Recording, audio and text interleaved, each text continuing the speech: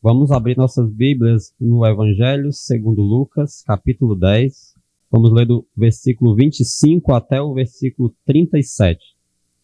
Lucas, capítulo 10, de 25 até o 37. Amém? Diz assim a palavra de Deus.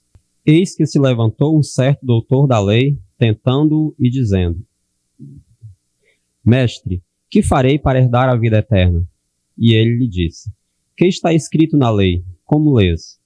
E respondendo ele disse: Amarás ao Senhor teu Deus de todo o teu coração, e de toda a tua alma, e de todas as tuas forças, e de todo o teu entendimento, e ao teu próximo como a ti mesmo. E disse-lhe: Respondeste bem, faze isso e viverás. Ele, querendo justificar-se a si mesmo, disse a Jesus: E quem é o meu próximo? E respondendo Jesus disse: Descia um homem de Jerusalém para Jericó, e caiu nas mãos dos salteadores, os quais o despojaram, e espancando-o se retiraram, deixando-o meio morto. E ocasionalmente descia pelo mesmo caminho certo sacerdote, e vendo-o, passou de largo. E de igual modo também um levita, chegando àquele lugar e vendo-o, passou de largo. Mas certo samaritano, viajando, veio até ele, e vendo-o, foi movido de íntima compaixão. E aproximando-se, atou-lhe as feridas, deitando-lhes azeite e vinho. E pondo-o sobre o seu animal, levou-o para uma estalagem e cuidou dele.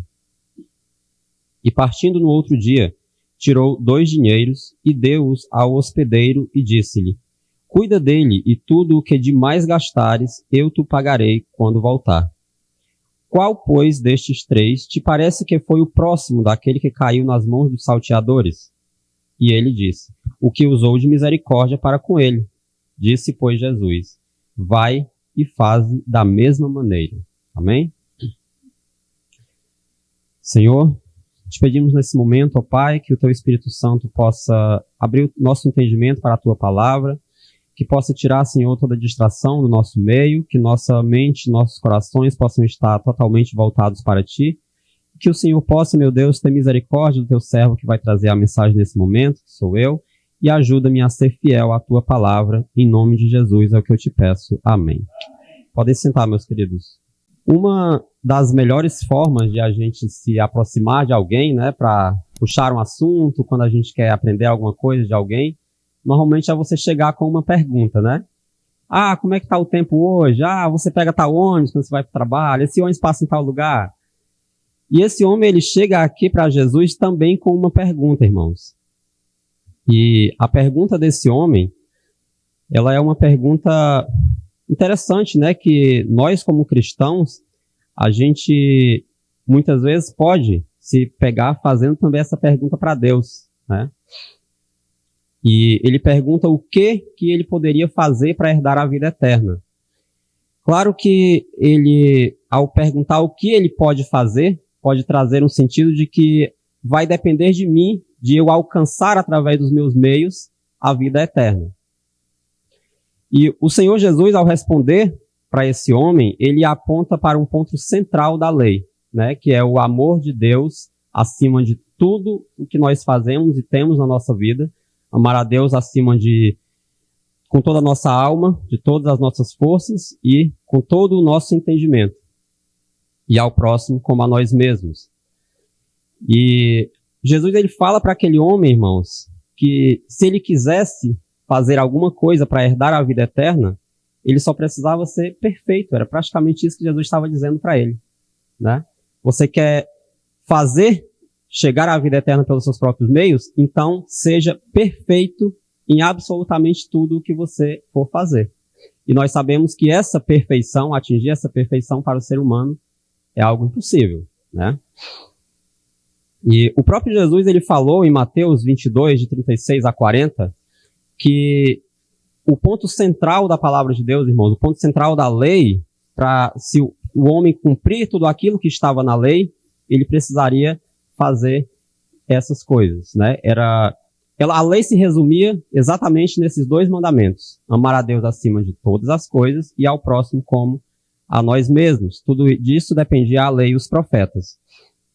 Mas a palavra fala no versículo 25 que aquele homem, ele chegou para Jesus com essa pergunta Não porque ele tivesse realmente interessado, né, em aprender de Jesus, mas porque ele estava querendo tentá-lo, porque ele estava querendo apanhá-lo em alguma palavra, é o que fala o versículo 25.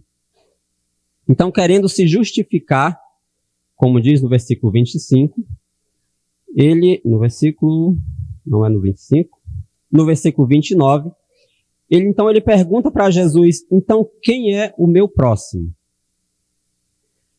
Basicamente, irmãos, era como se esse homem estivesse falando, a primeira parte, que é amar a Deus, com todo o meu entendimento, com todas as minhas forças, acima de toda a minha vida, acima de todo o meu entendimento, eu já faço. Eu sou um doutor da lei, eu conheço tudo. Basicamente, era como se ele estivesse falando isso. Só me falta, então, a segunda parte. É só isso que me falta, então eu quero que o Senhor me fale quem então é o meu próximo para que eu possa fazer tudo de forma perfeita. E é nesse momento, então, que Jesus ele vai contar o que está descrito aqui no texto, com o subtítulo de A Parábola do Samaritano. Uma história que não apenas vai responder à pergunta daquele homem, né, mas que ela, de uma certa forma, ela vai quebrar uma barreira que tinha sido imposta por homens ali. E Jesus ele vai usar, então, o samaritano como um exemplo positivo, mostrando que aquelas barreiras colocadas pelos homens, elas não limitavam a graça de Deus de alcançar todos os homens. E isso revela que o evangelho ele é universal, irmãos. Ele não está limitado a apenas um grupo específico de pessoas, né, a uma cor, a uma raça, mas que ele é universal. E para a gente entender um pouco sobre essa barreira que tinha sido colocada, qual que era o contexto histórico-cultural, por que essa parábola ela causou um impacto tão grande ao Jesus apresentar o samaritano como um exemplo positivo a uns judeus, a gente vai tentar entender um pouco voltando na história, né? Após a morte do rei Salomão, o reino de Israel, que era um único reino com 12 tribos, ele foi dividido em 2 reinos, o reino do norte e o reino do sul. Cada reino tinha o seu próprio rei, né? E cada reino tinha sua própria capital. O reino do sul estabeleceu sua capital em Jerusalém.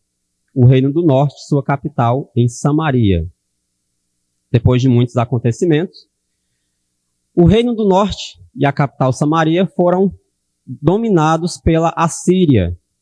E o rei assírio, Salmaneser, ele trouxe para Samaria, depois de levar grande parte da população, principalmente aquela população mais influente, que tinha mais recursos, levá-los cativos, ele trouxe para Samaria povos de outras regiões que estavam sob o domínio dele. Povos ímpios, pessoas ímpias, adoradoras de outros deuses. Os judeus que tinham ficado em Samaria, que não foram levados cativos, eles se misturaram com essas pessoas, constituíram família e, inclusive, serviram também aos deuses pagãos dessas pessoas. Então, os judeus de Jerusalém, do Reino do Sul, passaram a desprezar aqueles do Reino do Norte, de Samaria, e considerá-los como impuros. Judeus de segunda classe, digamos assim, pessoas que não eram puro sangue, não eram mais apenas judeus, povo de Deus, pois tinham se misturado com povos ímpios e adoravam a outros deuses. A ponto de evitarem, inclusive, passarem pelo território de Samaria durante suas peregrinações, para não se contaminarem com aquele povo. Em João, no capítulo 4, quando nós temos aquele episódio de Jesus falando com aquela mulher samaritana, e a mulher ela fala para Jesus, por que me pede água a mim? Por que você pede água a mim, sendo eu uma mulher samaritana? No versículo 9 vai dizer, entre um parêntese, que os judeus sequer se comunicavam com os samaritanos. Durante as viagens e peregrinações, quando eles iam da Galileia para Jerusalém, eles davam uma volta enorme, passando por Pérea, para não precisar passar por dentro de Samaria, para não se contaminar com aquele povo, como eles viam, e também para não enfrentar hostilidades também. Em Lucas, no capítulo 9, Versículos 52 e 53, quando nós temos aquela passagem que Jesus ele envia mensageiros adiante de si para prepararem pousada para ele em Samaria, aqueles homens sequer recebem os que tinham sido enviados, porque a palavra diz que eles tinham aspecto como de quem ia para Jerusalém. Com isso a gente já vê como que era a hostilidade e a rivalidade no cotidiano desses dois povos. Então, para aqueles judeus puro sangue, ouvir que um samaritano foi o único a agir com misericórdia, para eles poderia ser algo bem confrontador, bem chocante. Então, Jesus ele vai usar justamente essa rivalidade para mostrar que o verdadeiro próximo, meu verdadeiro próximo, ele não vai ser definido pelas pessoas, somente por aquelas pessoas que têm interesses comuns comigo, pela religião, pelo status social, mas sim pela prática do amor. Qual que é a minha atitude diante da pessoa que está diante de mim, necessitando da minha ajuda? E a parábola do samaritano, irmãos, ela vai ganhar força justamente nesse contexto, né? Pois Jesus ele vai colocar aqueles que eram considerados como inimigos, como o único que teve compaixão de quem estava precisando. O interessante é que o texto ele não especifica qual que era a identidade daquele homem que foi deixado quase morto pelos salteadores. Não fica claro se ele era judeu, se ele era samaritano ou se ele era estrangeiro. O texto não deixa isso claro. Mas o fato de ele estar descendo de Jerusalém para Jericó, né, e o contexto da parábola, esse caminho de Jerusalém para Jericó era muito conhecido pelos judeus, ele sugere que o homem poderia ser judeu. E isso torna a parábola ainda mais confrontadora, porque aqueles que negaram ajuda para aquele homem, eles também eram judeus. E Jesus, ele não identifica ao não identificar aquele homem, ele torna universal a mensagem. Qualquer pessoa pode estar em necessidade. E qualquer pessoa pode ser chamada a agir como o próximo daquele que está em necessidade. O foco, então, não está na origem daquele homem que estava precisando, mas na resposta que aqueles outros personagens vão dar diante daquela situação. O contraste, irmãos, ele é chocante, né? O sacerdote, uma autoridade religiosa, o doutor da lei, uma autoridade religiosa. O levita, alguém que está associado ao trabalho de Deus, ao serviço de Deus, ambos conhecedores da lei. Diz nos versículos 31 e 32 que, ao verem aquele homem naquela situação, eles passaram de largo. Ou como a gente costuma falar, eles passaram lá por longe ao ver aquele homem naquela situação. Mas o samaritano, aquele que era considerado como inimigo, ele se compadece. Se aquele homem que estava em necessidade ali realmente fosse judeu, o samaritano provavelmente teria identificado pelas suas vestes também. Porque, como nós vimos em Lucas, eles identificaram aqueles que Jesus tinha enviado somente pelo aspecto, que eles tinham a aparência de quem estava indo para Jerusalém. Então, ele se compadece daquele homem, ele cuida das feridas e garante que ele seja tratado depois dos primeiros socorros ali que ele deu, antes de seguir o seu caminho. Em Mateus, capítulo 5, versículos 43 ao 48, quando Jesus ele vai falar do amor ao próximo, ele vai aprofundar ainda mais esse ensinamento. A palavra de Deus fala, o próprio Jesus ele fala: amai os vossos inimigos, bendizei os que vos maldizem, fazei bem aos que vos odeiam e orai pelos que vos perseguem. Amar apenas aqueles que nos amam é fácil. Até os publicanos fazem isso. O próprio Jesus ele falou. Mas o ensinamento do Evangelho para nós, irmãos, é amar até aqueles que nos veem como inimigos. Essa ordenança, ela vai refletir o caráter perfeito de Deus. A gente não pode esquecer que nós estávamos nessa condição. Nós éramos os inimigos de Deus quando a Bíblia fala lá em João 3,16 que ele nos amou de tal maneira que ele deu seu Filho unigênito para vir, para morrer por nós e para que todos aqueles que nele crê sejam salvos. não pereçam, mas tenham a vida eterna. Ele se aproximou de nós, curou nossas feridas e continua a nos sustentar. Romanos capítulo 12, dos versículos 17 a 21, fala: a ninguém torneis mal por mal. Não te deixes vencer do mal, mas vence o mal com o bem. O amor verdadeiro, o amor bíblico, o amor cristão, que a palavra de Deus ensina, não é um sentimentalismo superficial. É uma atitude prática. É uma atitude sacrificial e transformadora na vida das pessoas. É algo que muitas vezes deixa aqueles que estão à nossa volta sem entender por que mesmo quando alguém é atacado, quando algum de nós é atacado, xingado, excluído, a gente se recusa a pagar na mesma moeda. Tratá-los como inimigos. Ao olhar para esse texto, irmãos, da parábola do samaritano, eu estava lembrando durante a nossa reunião de oração na quinta-feira, dos nossos irmãos em Cristo, missionários ao redor do mundo. Em especial, os nossos irmãos em Cristo, com os quais nós contribuímos de alguma forma, né, e temos um pouco mais de notícias sobre como que é o dia a dia deles nos países onde eles estão fazendo o trabalho. O quanto que eles são perseguidos, né, muitos ali que se voltam para Deus a partir do ensinamento deles, das pregações deles, as famílias expulsam, eles são expulsos de suas próprias famílias. E mesmo assim, esses irmãos continuam fazendo o trabalho com amor.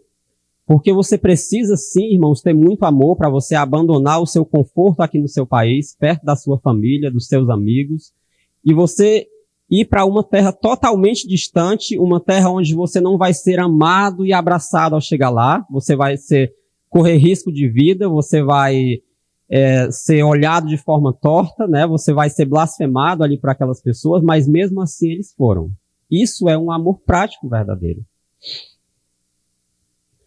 E isso mostra também, irmãos, que o amor cristão, ele não é teórico, né? Ele é vivido realmente nessas situações muitas vezes extremas, difíceis.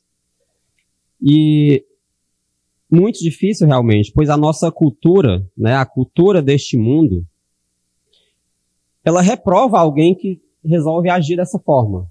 Alguém que se recusa a tratar o mal com o mal. Uma pessoa que, se alguém te fizer o mal e você não revidar, você vai ser tido como alguém um bobo. Você vai ser tido como um covarde, uma pessoa que não tem coragem.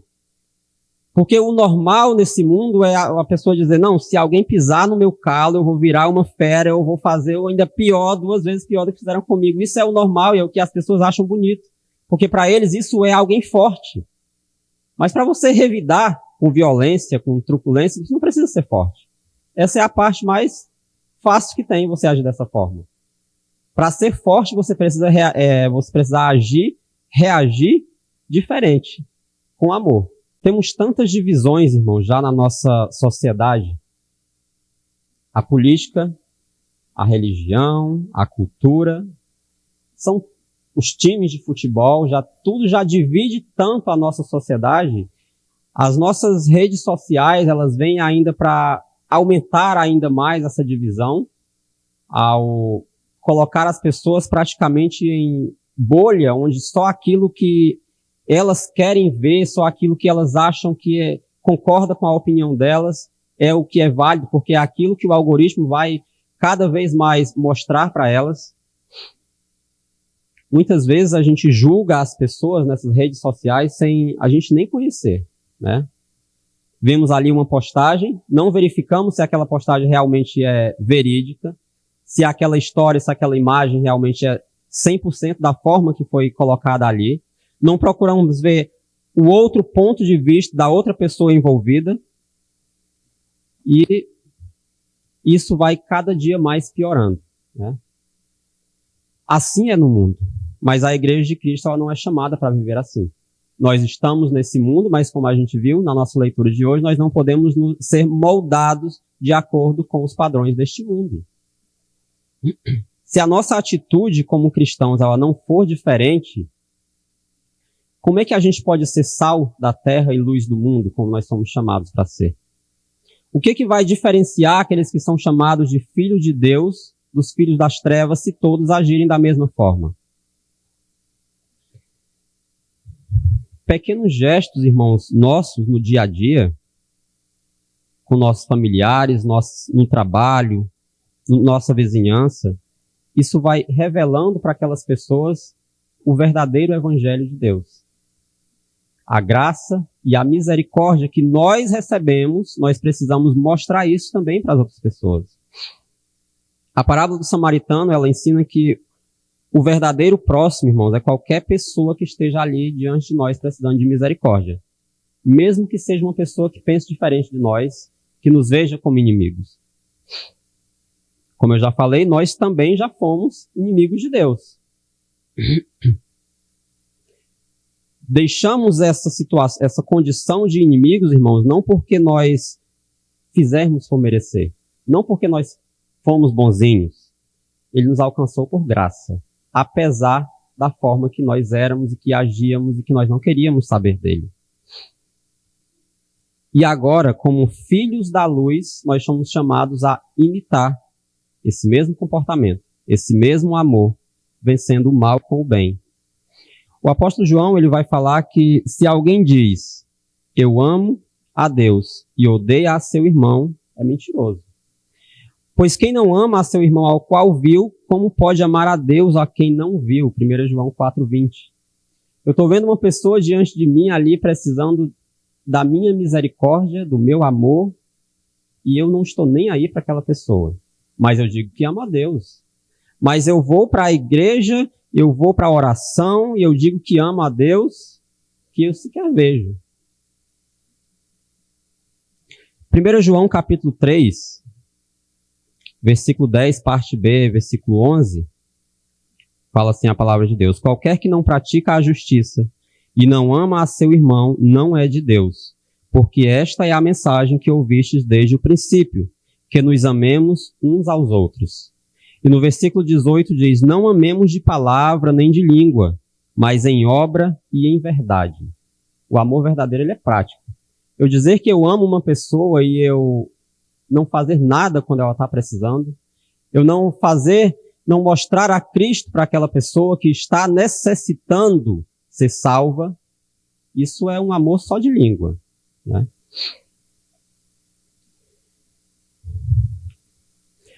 Para nós seguirmos já para a finalização, irmãos, eu quero que a gente leia um texto um pouco maior, que ele está em Romanos. Nós lemos esse texto também hoje na nossa EBD.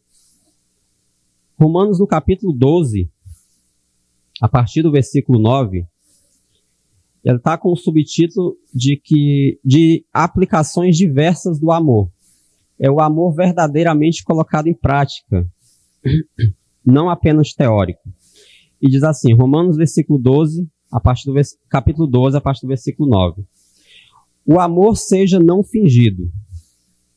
Aborrecei o mal e apegai-vos ao bem. Amai-vos cordialmente uns aos outros com amor fraternal, preferindo-vos em honra uns aos outros. Não sejais vagarosos no cuidado, sede fervorosos no espírito, servindo ao Senhor. Alegrai-vos na esperança, sede pacientes na tribulação, perseverai na oração. Comunicai com os santos e com suas necessidades, segui a hospitalidade. Abençoai aos que vos perseguem, abençoai, e não amaldiçoeis. Alegrai-vos com os que se alegram e chorai com os que choram. Sede unânimes entre vós, não ambicioneis coisas altas, mas acomodai-vos às humildes. Não sejais sábios em vós mesmos. A ninguém torneis mal por mal. Procurai as coisas honestas perante todos os homens. Se for possível, enquanto estiver em vós, tende paz com todos os homens. Não vos vingueis a vós mesmos, amados, mas dai lugar à ira, porque está escrito, minha é a vingança, eu recompensarei, diz o Senhor. Portanto, se o teu inimigo tiver fome, dá-lhe de comer. Se tiver sede, dá-lhe de beber. Porque fazendo isto, amontoarás brasas de fogo sobre a sua cabeça. Não te deixes vencer o mal. Não te deixes vencer do mal, mas vence o mal com o bem. Aquele samaritano, ele não perguntou quem era o homem caído. Se ele era do reino do sul, se ele era do reino do norte, se ele era um estrangeiro. Ele simplesmente avaliou que ele precisava de ajuda. E ele foi até lá. Simplesmente agiu com compaixão. Esse é o chamado de Cristo para nós. Sermos agentes de misericórdia igual aquele homem foi, em um mundo que está cada dia mais marcado pela indiferença, irmãos. Cada dia que passa, até mesmo nós, muitas vezes, somos indiferentes com aqueles que estão diante de nós ali precisando de ajuda. Eu vim de uma cidade muito no interior mesmo, roça, no campo, e para mim, quando eu cheguei aqui no Rio a primeira vez, foi uma coisa muito chocante quando eu via muitas pessoas na rua, morando na rua, e eu queria ajudar todo mundo. Porque é isso que a gente faz no interior, quando uma pessoa chega na sua casa, a pessoa praticamente é obrigada a comer. Você, no mínimo, você vai dar uma água e um café. Mas você vai insistir para a pessoa ficar para o almoço, ficar para o jantar. E hoje está um pouco mais difícil, porque mesmo o interior já mudou muito. Mas naquela época em que eu era criança, adolescente, as pessoas chegavam nas nossas casas do interior, elas passavam às vezes dias morando nas nossas casas. Quando iam os agentes da prefeitura fazer a detetização por causa de barbeiros, nessas comunidades do interior, eles se hospedavam nas casas. Pessoas que a gente nunca tinha visto. Chegavam nas nossas casas e eles ficavam ali almoçando, jantando, tomando café, morando nas nossas casas. Então você vir para sair desse cenário e vir para uma cidade em que você via as pessoas ali diante de você precisando de ajuda, aquilo ali perturbava uma pessoa. E quando a gente escolhe amar, irmãos, aqueles que estão precisando de ajuda diante de nós, mesmo diante de toda a hostilidade que muitas vezes eles têm conosco, isso vai revelando o caráter de Deus nas nossas atitudes. Cada gesto que a gente tem de bondade, cada palavra de encorajamento, cada atitude de cuidado, ela é uma forma de nós irmos mostrando a Deus para as pessoas, nós verdadeiramente fazermos a diferença, sermos o sal e luz por onde nós passarmos. Então, o que eu peço a Deus, irmãos, na minha vida e na vida de todos aqueles que se dizem servos de Deus, é que a cada dia a gente possa estar clamando a Deus para que a gente possa viver dessa forma, mostrando um amor verdadeiramente prático, ajudando quem precisa diante de nós, perdoando aqueles que nos fazem mal, porque a gente sabe que só Deus para nos ajudar a perdoar diante de muitas situações, e servindo com alegria, né? Vencendo o mal com o bem, como a palavra de Deus fala. O verdadeiro amor ao próximo é a marca dos filhos de Deus também, porque nós, como eu falei no início, nós fomos amados dessa forma e somos chamados também por Deus a amarmos os outros dessa mesma forma. É através desse tipo de atitude que estamos anunciando na prática o Evangelho de nosso Senhor e Salvador, Jesus Cristo, até que Ele venha. Amém? Essa é a nossa meditação de hoje.